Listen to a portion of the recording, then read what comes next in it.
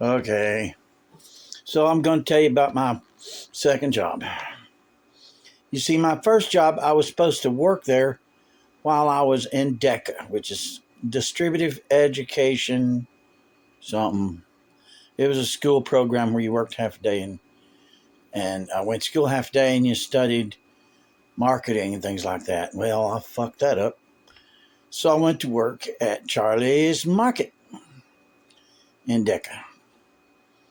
And I went to work there. My boss's name was Bill Windsor.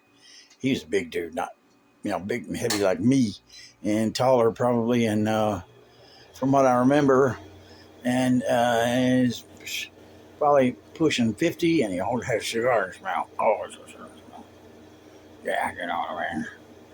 And he was a pretty gruff fellow. But this store was nasty.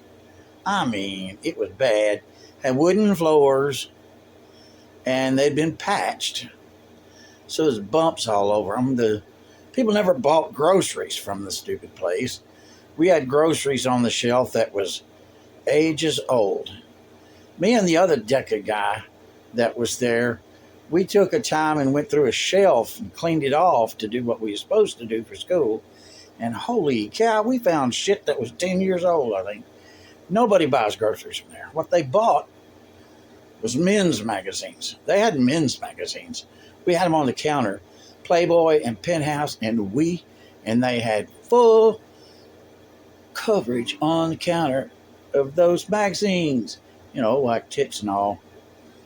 And then we sold a lot of porno books, paperback books. And we sold a lot of airplane glue to, young kids that wanted a good sniff. Really, we went through a couple of cases of airplane glue, and we sold glue. We sold a lot of vanilla flavoring. Several cases of that because, you see, it was dry in this town then.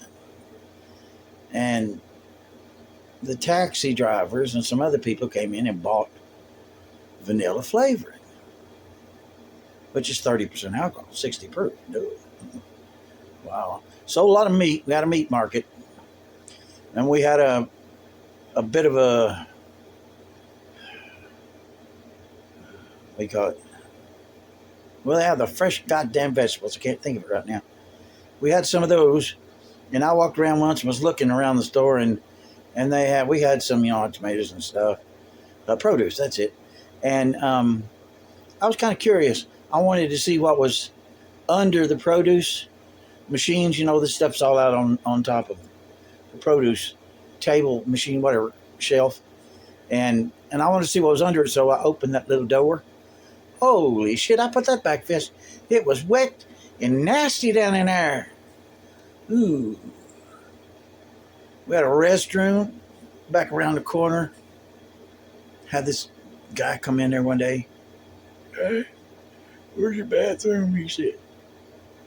It's over there. You go in that corner and you turn around. The door's right there. Okay. About 5 minutes later, he comes back smiling and points at his shoes, and they're wet. Bad shot, I guess. When I went back to the bathroom a little while later, that dipshit had pissed on the floor. He didn't go in the bathroom. Damn, that's the kind of people we had in there. That store had been robbed, I don't know, several times. It was open 24/7. Old Bill decided to close it for Christmas the year I was there, and he couldn't find a key. He had to have somebody come and put a new lock in because he couldn't find a key to it. Isn't that bad? Yeah, and my boss, Bill, he took the city to court because they told him to get those magazines off of the counter. They passed an ordinance that says you can't display that stuff. They told him to move it. And he took it to court. Freedom of press. I can put them anywhere I want to.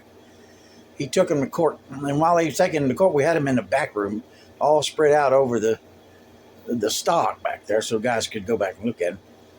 But he didn't exactly lose. His case was dismissed.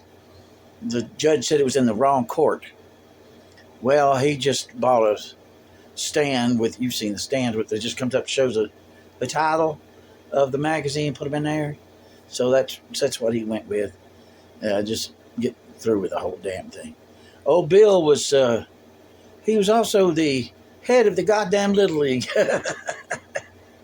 Selling men's magazines and porno and head of the Little League. He was a fan of baseball. He kept the baseball on the radio all the time. He always talking about that. I come in one day and he said, we had little booklets that we charged stuff to, these little, and we put it in there, and we got paid. We'd cover it, And I come in one day and it wasn't payday, and he pulled mine out and he throwed it on the counter. I want you to pay that, and don't get any more. Wow. He never told me. Until about a week or so later, I got a letter in the mail that the check I had given him bounced. You know why it bounced? Because my dad went to the bank to deposit the check, and he didn't get a receipt, and it never made it into my account. Some bitch. So then I found out, I said, Bill, you have my check. It bounced. Yeah. Well, let me get it back here. And I gave him some cash and got it back. Settled all that shit. And I worked there several months. And it was an experience. It was weird. And then was supposed to go to a Christmas thing at the church. And he wouldn't let me go. Guess what I did? Yeah. I quit. I'm an idiot. I was an idiot. I wish somebody had pulled me to the side and said, quit doing all this shit. But they didn't. And I didn't have anybody to, my mom and dad just let me go where I do whatever the hell I wanted to. So that was the end of that deal. And that was my second job. Now my third job lasted 2 weeks. I'll tell you about that.